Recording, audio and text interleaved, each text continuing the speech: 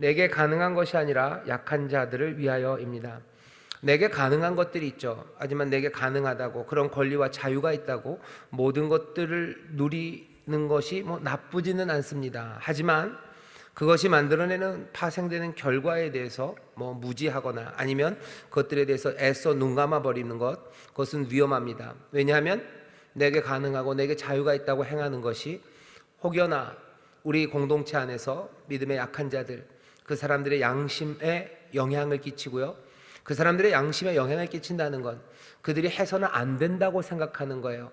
하지만 우리들의 행동들 때문에 해서는 안 된다고 그들이 생각했던 그것들을 행하게 합니다.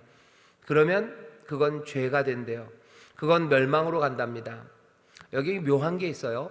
우상의 제물을 먹는 게, 여기 있는 논리 그대로 하면요, 우상의 제물을 먹는 건 아무것도 아니에요.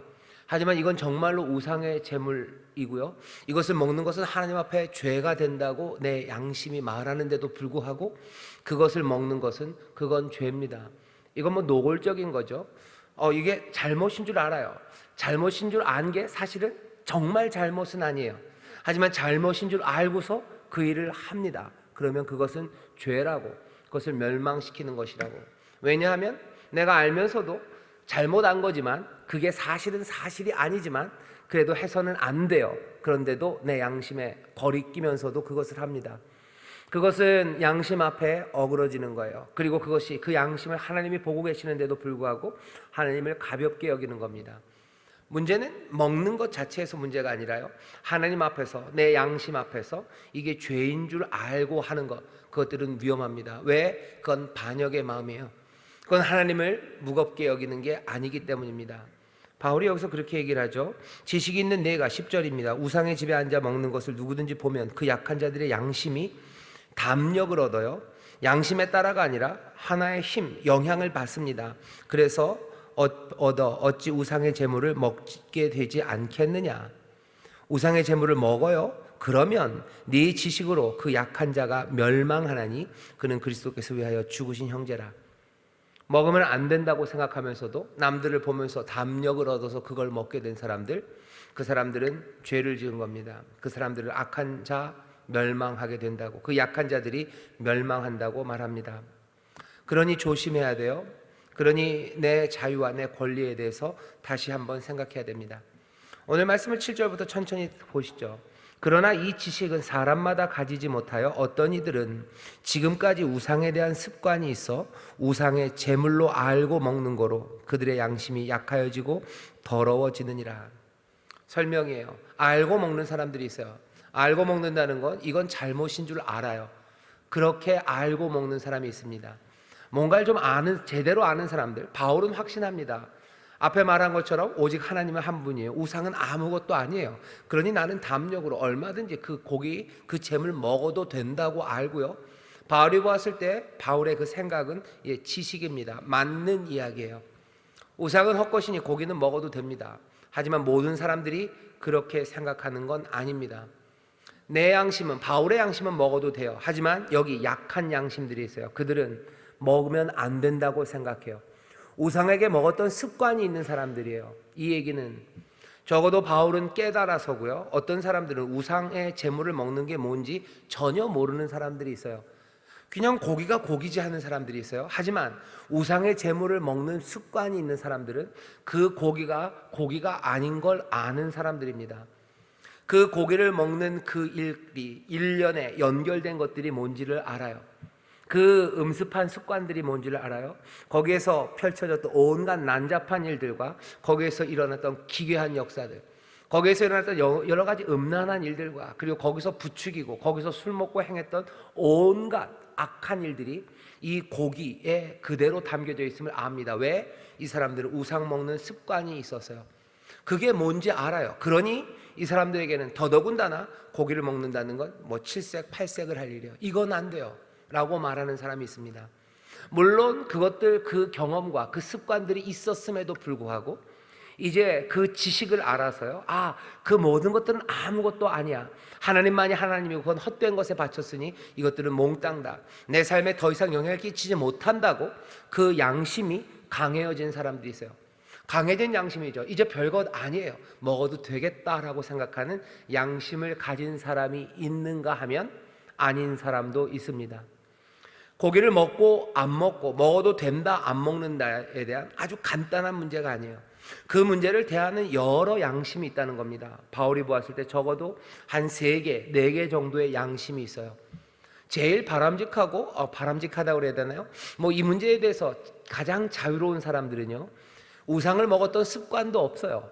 우상 섬기는데 가본 적이 없어요. 그러니 이 사람들은 그냥 시장에서 고기만 보았을 뿐이에요. 그냥 빨간 고기만 보았지, 거기서 일어났던 그 무슨 이상한 냄새들, 거기서 일어났던 악한 일들, 그런 거 하나도 모릅니다.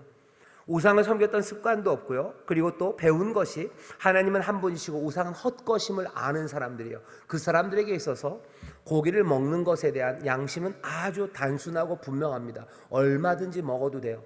이건 고기일 뿐이에요. 그리고 이것이 우상에게 드려졌다 하나, 우상은 헛것이고 하나님만이 한 하나님, 그리고 그리스도만이 한 주시라면 고기 먹는 거 아무 문제 없죠. 이 양심은 확고합니다. 그 다음 종류는 이런 양심이죠.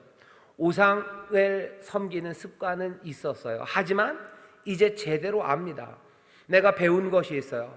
그래서 처음에 내가 고기를 대할 때, 크리스찬이 되어서 고기를 대할 때는 마음이 꺼림직했지만 내 양심이 점점 강해진 거예요. 어떻게 보면 교육을 통해서요, 양심이 재설정된 겁니다. 전에는 안 된다고 볼 때마다 삐뽀 경보기를 울렸지만 양심이 변화된 거죠. 더 강하여진 거고, 그리고 제대로 된 것들을 판단할 수 있도록 양심이 정비된 상태입니다. 이런 사람들은 우상을 섬겼던 습관은 있지만 이제 양심이 올바라지고 강하여져서 고기 문제에 대해서 그렇게 크게 어렵지 않아요. 약간은 이 처음 사람들보다 좀 찜찜한 것, 이게 뭔지는 알지만 그래도 이것을 먹는 것에 양심에 거리낌이 없는 사람들입니다. 이 사람들은 고기 먹는 거 별로 어렵지 않죠. 3번째 종류의 사람들은요, 이런 사람들입니다. 우상을요 가서 섬겼던 습관도 없어요. 하지만 우상에게 드려졌다는 것 자체가 찜찜한 거예요. 그 우상이라는 그 현장에 가보지 않았지만 뭔가 신에게 바쳐졌다는 것, 그것이 완전히 헛것이라는 생각, 그것을 가질 수가 없습니다. 떨쳐버리기가 어려워요. 그러니 내가 우상을 섬겼던 습관은 없을지라도 이 음식을 먹는 것, 고기를 먹는 데에 대해서 내 양심은 꺼림칙합니다. 먹어서는 안 될 것 같은 사람들이에요. 먹어서는 안 될 것 같은 사람들은요, 이건 먹으면 안 됩니다. 왜? 적어도 이 사람에게 있어서 이 고기는 우상에게 드려진 거예요. 이것을 먹는다는 건 그 찜찜했던 하나님을 향한, 하나님만 섬기는 그 삶을 벗어나는 거라고 이 양심이 말해요. 이 고기를 먹으면 하나님에게서 벗어나는 거예요. 그걸 알면서도 고기를 먹는다? 이건 문제가 심각합니다. 이 사람은 먹으면 안 되는 거예요. 먹으면 망합니다. 먹으면 멸망하게 돼요. 왜? 하나님 앞에 거역이 되는 것인지를 알면서도, 그렇게 알면서 내가 행했기 때문이에요. 고기가 내 몸에 들어와서 죄가 되는 건 아닙니다. 먹게 되는 그 행태 자체가 하나님의 뜻에 어긋나는 것을 줄 알고 행하기 때문입니다. 문제가 좀 복잡하죠. 마지막의 상황은 이런 상황입니다. 가장 약한 사람들이요, 우상을 섬겼던 습관이 남았어요. 그리고 아직 그 양심은, 그리고 그 지식은 제대로 자라지 못했어요. 하나님만 한 하나님이고 모든 신들은 헛것이라는 말이 듣기는 들었지만 내 양심이 그것에 합당하게 아직 정리가 안 됐습니다. 그러니 고기를 보면 칠색팔색하는 거예요. 내가 그리스도인이 되어 이제 빛 가운데 거하고 그 모든 악에서 떠난 것 같은데 예전에 있었던 그 악의 습관들이 몽땅 다 여기에 있고요, 여전히 이것들은 악한 신에게 바쳐진 것 같다고 내 양심이 판단합니다. 그러니 이 사람들은 이 고기를 안 먹을 거예요. 이 사람들이 어떤 이유에서건 이 양심을 어기고요, 여기 있는 이 고기를 먹게 된다면, 어떤 담력을, 어떤 힘을 어디서 받았든지 간에 이 사람들이 이 고기를 먹는다면 이 사람들은 망합니다. 바울이 말하는 건 어쩌면 이 제일 약한 사람들이에요. 이 제일 약한 사람들에게 담력을 주지 말래요. 이 사람들의 양심은 안 된다고 그러는데 너희가 힘을 하나를 더하는 거죠. 어떤 걸로 힘을 더해요? 너희들의 자유가, 너희들의 권리가 행하는 행동들이, 그리고 그 말들이, 이 사람들은 여전히 꺼림직한데도 불구하고 그 양심의 담력이라는, 어쩌면 다른 힘 하나를 제공함으로써 가지 않을 곳, 먹지 않을 곳을 밀어붙이게 한다는 거죠. 그러면 이 사람들은 안 되는 줄 알면서 먹습니다. 남들이 그러니까 먹어도 되는 것 같아서 먹어요. 아니면 남들이 먹는데 나는 못 먹으면 나는 약한 사람이고 나는 못난 사람인 것 같은 거예요. 훌륭한 사람들은 먹는데 내가 그거 못 먹으면 어떻게 해요? 밀려날 것 같고요. 별것 아닌 사람같이 돼요. 그러니 여러 가지 힘들이 따라하고 싶은 모방의 마음들, 아니면 같이 공동체로서 똑같은 모습을 보이고 싶은 마음들, 남이 먹으니까 나도 양심에 꺼리끼면서 그것들을 먹습니다. 여기 본문에 있는 말씀이 그래요. 지식 있는 네가, 여기 제일 있는 사람이에요. 우상 숭배하는 거에 제대로 참여해 보지 못했기 때문에 그것이 얼마나 음란하고 음습하고 그리고 난장인지에 대해서 잘 모르는 데다가 우상은 헛것이고 하나님만이 한 분이심을 아는 사람들, 어쩌면 아주 고결한 크리스찬들입니다. 너희가, 지식 있는 네가 우상의 집에 앉아 먹는 것, 그러니 신전에 가서 먹는데도 꺼림낄 게 없어요. 가서 먹습니다. 그걸 이 사람이 봅니다. 약한 자들의 양심이 담력을 얻어서 가서 먹어요. 이 고귀한 크리스찬들이 먹어요. 그러면 찜찜하지만 나도 먹어야 되나 보다요. 찜찜한 일, 이러면 안 되는 일이에요. 그런데도 담력을 얻어서 먹게 됩니다. 그러면 그 약한 자가 멸망하나니 그는 그리스도께서 위하여 죽으신 형제라 얘기합니다. 양심은 약해질 수 있어요. 그리고 더러워질 수 있습니다. 양심은 사람들에게 영향을 받아요. 그래서 고장날 수 있습니다. 반대로 고장날 수 있다는 건요, 더 강해질 수 있어요. 교육을 통해서 그 방향을 다시 설정할 수 있어요. 하지만 여기 바울이 경고하는 것은 힘들게 설정하는 그 일들을 망치지 말라는 거죠. 한번 말한다고 재설정되지 않습니다. 하지만 길게 이 변화되고 강해져야 되는 이 사람들이 너희들의 잘못 때문에 망쳐진다면 그것에 대해서 어떻게 책임지겠냐고 말하는 겁니다. 바울은 자기가 먹는 것에 대해서는 확실해요. 하지만 모든 크리스찬이 다 그렇지 않다는 걸 압니다. 약한 사람들의 양심에 충격을 주지 말라는 거예요. 이 약한 양심들이 잘못된 일을 하도록 부추기는 일들, 그 일들이 너희들의 말과 행동으로 가능하다는 거죠. 그러니 조심해야 됩니다. 우상숭배했던 그 사람들, 그래서 연약한 양심을 가진 사람들, 어둠에서 나와서 이제 그것들을 떠나려는 사람들이 너희 잘난 크리스찬들 때문에, 너희 지식이 있는 사람들 때문에, 너희의 지식이 너희를 자랑하게 하고 교만하게 하는 그것 때문에 이 멸망의 구렁텅이로 갈 수도 있는 이 약한 사람들을 너희들이 넘어지게 하고 그리고 상처받게 한다면 그럴 수는 없다고, 그건 안 된다고. 지식은 교만하게 할 뿐이라고. 오히려 사랑이 덕을 세우는 것이고 사랑이 사람을 세우는 것이라고 바울은 분명히 말합니다. 한 단계 더 가서 얘기해요. 이 연약한 양심에 있는 사람들, 이 사람들의 양심을 공격하는 것, 그것은 그리스도에게 죄를 짓는 거예요. 왜? 이 연약한 형제들, 연약한 양심을 가진 이들도 이제는 아직 부족하고 연약하고 지식에 모자라지만 그리스도의 한 몸입니다. 한 몸의 지체를 향해서 너희들이 죄를 짓게 한다면 그건 전체 그리스도, 왜? 그리스도 몸의 일부이기 때문에 그래요. 그렇다면 그리스도의 몸, 그리스도에게 죄를 짓게 하는 거라고. 그럴 수 있느냐고. 그러니 지식은 잘난 체하고 교만하고 오히려 사랑이 덕을 세우고 사람을 세우는 것 아니냐고 바울이 앞에서 얘기했던 그 얘기를 다시 한번 확인합니다. 생각해야 되는 게 많죠. 우리에게 권리가 있고요, 그리고 자유가 있습니다. 깨달아 안다는 건 우리를 꽤나 많이 자유케 합니다. 그러니까 지식이 우리를 자유케 해요. 진리가 우리를 자유케 하죠. 지식, 아는 것이 우리를 자유케 해요. 알지 못하면 묶이기가 쉽습니다. 그리고 우리가 안다는 건 우리에게 자유를 주고요, 또 우리가 갖고 있을 수 있는, 누릴 수 있는 권리가 무엇인지를 분명히 알려주죠. 하지만 그 권리와 자유가 지식으로 인해서 만들어지나 바울이 얘기하는 것은 사랑의 빛 아래서 내가 갖게 되는 그 권리, 그 자유, 그것들을 실행하고 다시 한번 판단해야 된다고 말하는 겁니다. 로마 시민으로서의 자유, 로마 시민으로서의 권리, 아니면 내가 지식을 가진 사람으로 우상의 재물에 대해서 내가 가진 권리와 내 자유가 다른 사람들에게 해가 되는지 어떤 빛 아래서요? 지식의 빛이 아닙니다. 사랑의 빛 아래서 다시 판단해야 됩니다. 지식으로 따질 일이 아니다 얘기하시는 거예요. 왜? 지식은 교만하게 해요. 그리고 교만은 넘어지게 하는 거죠. 사랑이 덕을 세우고 사랑이 삶을 세워요. 내가 가진 권리와 내가 가진 자유들, 그것들을 사랑의 빛 아래서 판단해야 됩니다. 그래야 우리를 부르신 부르심이 온전히 이루어집니다. 13절 마지막에 이렇게 돼 있죠. 그러므로 만일 식물이 먹는 것이 내 형제로 실족하게 하면 나는 영원히 고기를 먹지 아니하여 내 형제를 실족치 않게 하리라요. 내 권리와 자유를 난 얼마든지 포기할 수 있어요. 사랑의 빛 아래서. 그것이 내 형제를, 약한 형제를 붙잡아주고 그로 실족지 않게 하고 멸망치 않게 한다면, 정말로 그렇게 된다면 내가 얼마든지 내 자유와 내 권리를 포기할 수 있다고. 중요한 건 사랑이라고. 중요한 건 그리스도 몸 안에서의 한 공동체가 우리를 부르신 부르심의 사명, 그리고 하나됨, 그 본질을 지켜가는 것, 그것이 가장 중요하다고. 내가 누리는 모든 자유와 내가 갖고 있는 참된 진리는 모두 다 십자가에서 나온 겁니다. 십자가의 사랑이 나를 자유케 하셨어요. 십자가의 사랑 안에서 내가 진리를 배웠습니다. 그러니 그 진리로 얻은 내 자유와 내 권리는 몽땅 다 그 사랑, 십자가의 사랑 안에서 하나씩 확인되고 또한 누리고 나누어져야 합니다. 그게 바울이 우리에게 말하는 바예요. 이 말씀은 우리에게 굉장히 많은 뭐라 그래야 되나요? 적용을 가져다 줍니다.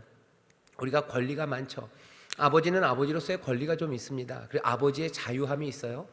하지만 아버지와 이러면 좀 너무 가부장적인가요? 아니면 생긴 건 안 그런데 굉장히 꼰대다 그럴지 모르겠는데, 아버지들이 밖에 나가서 고생들을 하셔요. 뭐 요새는 어머니들도 마찬가지입니다.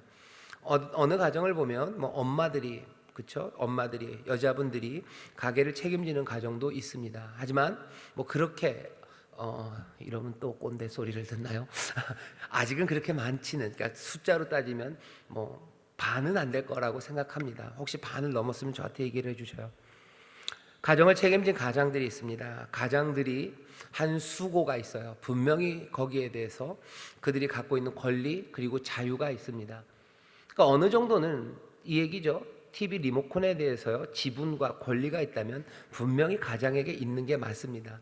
다른 아이들보단 더 많은 게 사실이에요. 그걸 부정하는 건, 그거는 그건 어거지예요. 하지만 가장은 자기에게 있는 리모컨에 대한 권리와 자유를 내게 있는 게 맞아요. 그것들을 내가 마음대로 쓰는 것, 그것이 쓸 수 있을 때가 있어요. 하지만 그것이 지식으로 내가 벌었으니까 내가 해야 돼요. 나에게 얻어진 진리예요. 내게 주어진 권리와 자유예요. 그러니 내가 쓰는 거 거기에 문제 없습니다. 고기를 먹는 것과 똑같아요. 내가 쥐고 내가 계속 YTN 뉴스 보면 돼요. 하지만 뭐죠? 여기 사랑이, 그 지식이 사람을 행복하게 만드는 게 아니고요, 그건 교만하게 해요. 결국은 패망, 그리고 망하는 일, 그리고 멸망하는 일, 슬픔, 그리고 어두움을 가져옵니다. 사랑의 빛 안에서요. 사랑의 빛 아래서 어떻게 하셔야 돼요? 내가 보고 싶은 것들이 있지만 적어도 무슨 삼시세끼를 할 때는 애들한테 주셔야 돼요. 그래야 됩니다. 내가 얼마든지 내 자유, 내 권리를, 내 형제가 실족하는 일, 내 형제가 멸망하는 일, 그것 때문에 거짓말하고, 그것 때문에 미워하고, 그것 때문에 아버지 안 보려고 하고, 가장과 틀어지는 상황들. 왜 그런 거예요? 지식이 아직 부족하죠. 양심이 약해서죠. 아버지가 그래도 좀 어느 정도는 용납해야 된다는 것에 대해서 아직 배우지 못했죠. 그러니 아직은 약합니다. 그러니까 어떻게 해요? 약하다고 해서 그것도 모르냐? 이건 아버지의 권리가 아니에요. 그렇지 않아요. 사랑이 사람들을 세웁니다. 아이들을 세워요. 그리고 삶을 일으켜 세웁니다. 나에게 주어진 권리들, 그리고 또 나에게 주어진 자유함이 있어요. 노동운동도 비슷하고요. 그리고 또 사장님들 이야기도 비슷해요. 노사관계에서도 마찬가지입니다. 권리가 있어요. 그리고 또 자유함이 있어요. 경영자의 자유가 있습니다. 그리고 경영자의 권리가 있어요. 지금은 노동자, 근로자들의 권리가 있어요. 그리고 근로자들의 자유가 있어요. 내 권리와 내 자유에 대해서 지식으로 말하기 시작할 수 있습니다. 하지만 그렇게 말하기 시작하면 그건 교만, 그리고 망하게 되는 거예요. 노사 갈등이라는 게 그런 거예요. 지식으로 왔다 갔다 하기 때문이에요. 아무도 사랑에 대해서 얘기하지 않습니다. 경영자가 근로자를 사랑하지 않아요. 반대도 마찬가지예요. 근로자가 경영자를 사랑하지 않습니다. 물론 사랑할 때 있어요. 경영자가 근로자들을 사랑하고 근로자가 경영자를 사랑하면 그때는 어떻게 됩니까? 사랑은 세워요. 그 기업을 세울 겁니다. 거기에 있는 사람들을 세워 올릴 거예요. 하지만 세상은 반대로 얘기하는 거예요. 근로자는 사장님을 사랑하면 큰일 나요. 특별히 전에 한 몇 년 전에 이 설교를 했던 것 같은데, 노조위원장이 사장님을 사랑하기 시작하면 큰일 납니다. 그럼 노조위원장 잘리는 거예요. 노조원들이 그냥 안 두죠. 노조위원장은 누굴 세우는 거예요? 사장님을 제일 미워할 만한 사람, 제일 분노할 만한 사람을 세워요. 지식, 권리와 자유에 대해서 분명히 아는 사람들, 그것들을 끝까지 말해서 쟁취할 수 있는 사람들. 경영진 쪽에서는 누가 노무 관리를 합니까? 이 사람들을 사랑하는 사람, 근로자들을 너무너무 사랑하는 사람들, 그 사람을 노무 관리자로 세워요. 그랬다간 큰일 납니다. 그러니까 세상은 어떻게 해요? 가장 지식에 밝은 사람들, 경영자가 갖고 있을 수 있는 권리와 그 자유에 대해서 가장 잘 아는 사람들, 근로기준법의 빈틈이 뭔지 제일 잘 아는 사람들, 파산과 그리고 해고 그리고 사람들을 뭐죠? 나가게 하는 방법에 대해서 제일 많이 아는 사람들, 그 사람들이 노무에 제일 앞선에 섭니다. 그런 사람들, 지식과 지식이 부딪히는 거예요. 그러니 서로 자랑하며, 그리고 자랑함, 교만은 패망의 선봉입니다. 사랑하지 않아요. 사랑은 세웁니다. 내 권리와 세상이, 교회, 한 공동체는 그렇게 서요. 게다가 이건 교회는요, 다른 뭐 회사, 가정과는 비교할 수 없는 그리스도의 몸입니다. 그리스도의 몸 안에서 서로 교만해서 부딪히고 멸망시킨다는 것, 그것은 그리스도에게 죄를 짓는 거예요. 절대 그럴 수 없습니다. 그러니 교회에서 배우기 시작해요. 지식이 아니라 사랑이 세상을 세운다는 걸 배워요. 바라는 건 어떻게 되는 겁니까? 이 진리가 점점점 퍼져나가기를 바라는 거예요. 가정에서도 지식이 아니라, 내 권리와 내 자유가 아니라 사랑이 세운다는 것이 가정에서 실현되기를, 일터에서 그것들이 실현되기를, 이 사회에서 그것이 실현되기를. 그게 뭡니까? 하나님의 뜻이 하늘에서 이루어진 것처럼 이 땅에서 이루어지는, 지식으로 인한 교만이 아니라 사랑이 그 덕을 세워가는, 사랑이 사람들을 세워가는, 생명을 일으키는 그 일들이 이 땅에 펼쳐가는 것, 그렇게 빛으로, 그렇게 소금으로, 이 땅의 소망으로, 그렇게 이 땅의 복으로 하나님의 백성들을 우리에게 불러주신 겁니다. 그러니 이 일들이 실현돼야 돼요. 근데 고린도 교회에서는 그렇게 되지 못했죠. 그러니 바울이 얘기하는 겁니다. 그러지 말아라. 사랑이 너희들을 세우는 거라고. 내 권리, 내 자유, 사랑의 빛 아래서 내 권리와 자유가, 지식으로 얻어진 권리와 자유가, 그것이 사랑, 그것의 빛에 비추었을 때 약한 자들을 어렵게 하고, 그리고 부족한 사람들을 멸망으로 이끌어 간다면 얼마든지 내 자유와 권리, 그것들을 포기할 수 있다고 말합니다. 좋은 그림은 뭐예요? 아버지는 아들한테 리모컨을 내어주고, 또 아들은 아버지한테 리모컨을 내어주는 거예요. 경영자는 근로자에게 너희들이 요구하는 것에 대해서 들어주기 시작하고요. 또 여기 근로자들은 경영자들이 얘기하는 것, 그것들을 수용하고, 내 것들을 경영자가 포기하고 근로자가 포기하는 거예요. 그래야 세워집니다. 싸움과 다툼으로는 이루어질 수 있는 게 없습니다. 바울이 교회 안에서 이 이야기를 먼저 합니다. 하지만 우리는 이 이야기들을 보면서 정말로 교회 안에서 하나님의 사랑 가운데 이 일이 일어날 때 정말로 세상이 달라지겠구나 하는 생각을 하는 동시에, 교회와 이 진리가 말하는 것이 세상이 말하는 것과 얼마나 반대되는지 그것들을 봅니다. 세상은 정반대의 이야기를 합니다.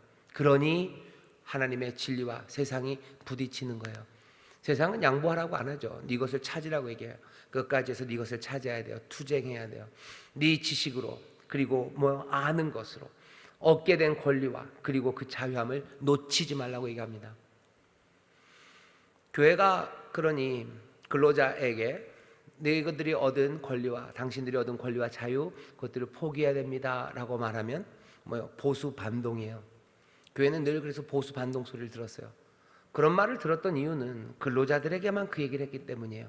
경영자들에게도 똑같이 얘기해야 됩니다. 똑같이 사랑이, 그리고 양보하는 것이, 권리와 자유를 포기하는 것이, 다른 형제, 다른 지체, 너의 대상, 너의 이웃들을 위해서, 거기에다가 약한 이웃을 위해서, 그 권리와 자유에 한해서 그 약한 이웃을 위해서 네 것을 포기할 수 있다고, 포기하라고 말하기 시작해야 그래야 무슨 보수 반동 소리를 안 듣고요. 그 대신 그렇다고 칭찬을 들을 줄 아세요? 아니요. 칭찬도 못 듣습니다. 그 다음에 무슨 얘기 듣는 줄 아세요? 정신 나간 사람들이란 얘기를 듣습니다. 그래서 될 것 같냐라는 얘기를 하는 거예요. 우리가 그런다고 저 사람들 양보할 것 같냐? 그 얘기하는 거예요. 우리가 양보하면 쟤들이 양보 안 하는데 그럼 우리만 손해보고 뭔 소리를 하는 거냐고.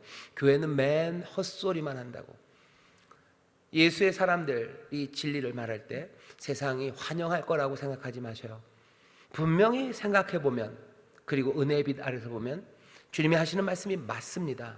하지만 세상은 맞는 얘기를 받아들이지 못해요. 진리를 사람들이 받아들일 것 같죠? 천만에. 진리가 왔을 때 세상이 했던 것은 자기들의 행위가 악함으로 해요. 내가 악하니 남도 악하다고 생각해요. 자기들의 행위가 악함으로 진리와 빛을 받아들이지 못하고 밀어내는 겁니다. 왜 남을 못 믿어요? 내가 악하기 때문에 못 믿는 거예요.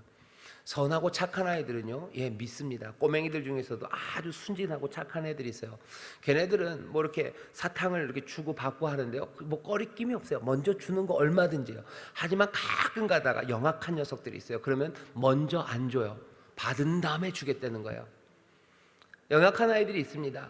안타깝게도 그 아이들은 순진함이 어디선가, 여기 있는 말씀대로 어디선가 그 선한 양심이요, 영향을 받은 거예요. 약하여지고 조금은 더러워진 거죠. 악하기 때문에 진리를 받아들이지 못합니다. 우리도 그랬던 사람들이에요. 우리도 악했기 때문에 하나님의 진리를 받아들이지 못했던 사람들이고, 어쩌면 아직도 그 양심이 그 진리를 받아들이는데 연약하고 부족할지 몰라요. 그러니 하나님의 말씀대로 살기 위해서는요, 하나님이 아셔요.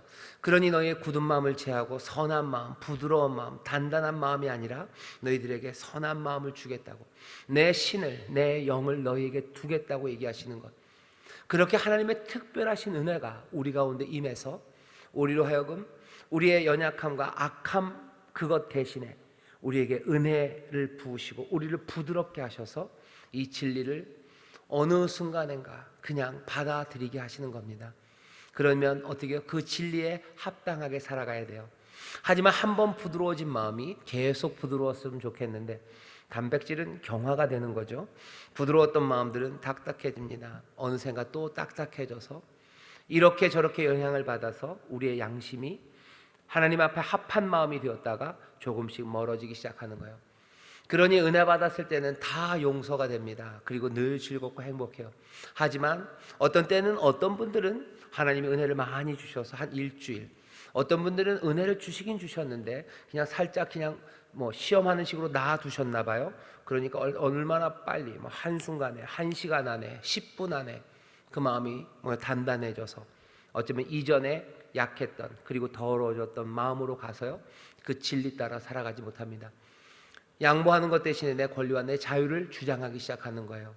그것이 우리의 삶 가운데 보입니다. 가슴을 치고 또 하나님 앞에 은혜를 구해야 합니다. 그래야 내게 가능한 것이 아니라 약한 자들을 위하여, 지식이 아니라 사랑으로 그렇게 참된 진리에 합당하게 살아갈 수 있습니다. 오늘 이 밤에 여기 모여있는 하나님의 귀한 자녀 되신 여러분들에게 선한 양심을 주셨으면 믿습니다. 완고하고 딱딱한 마음 대신에 부드러운 마음을 주셔서 이 진리를, 악한 사람들은 이 빛을 영접하지 못하지만 여러분들은 영접한 사람들이에요. 바라는 건 그 마음들이 이렇게 저렇게 세상에서 영향받아서 나쁜 쪽으로, 진리를 밀어내는 쪽으로 변화되지 마시고, 바라는 건 나쁜 쪽으로 될 수 있다는 건요, 변화의 가능성이 있습니다. 점점 더 순전하여지고 점점 더 진리를 기뻐하고 하나님의 뜻에 합당한 그 마음들로 변화시키시는 성령님의 뜨거운 역사들, 성령님의 부으시는 은혜들, 기도하고 찬송하고 하나님의 말씀 가운데서 여러분들이 무릎 꿇을 때 성령님이 우리의 마음을 점점 더 부드럽게, 점점 더 하나님 마음에 합하게, 점점 더 주님 닮게 하셔서요, 지식에도 잘하시고 사랑에도 더 충만하게 잘하셔서 모든 자유와 모든 권리 그것들을 붙잡으시고 깨달으시고 누리시고, 또 그 가운데 얼마든지 약한 자들과 또한 사랑 때문에 그 모든 것들을 포기하실 수 있는 그런 멋진 하나님의 사람들, 진리 안에 거하는 사람들, 그리스도의 몸 안에서 이 귀한 삶을 그리스도와 함께 누리는 여러분 되시기를 주의 이름으로 축원합니다. 쉽지 않아요. 성령의 도우심이 필요합니다. 분날 만한 일이 정말 많고요.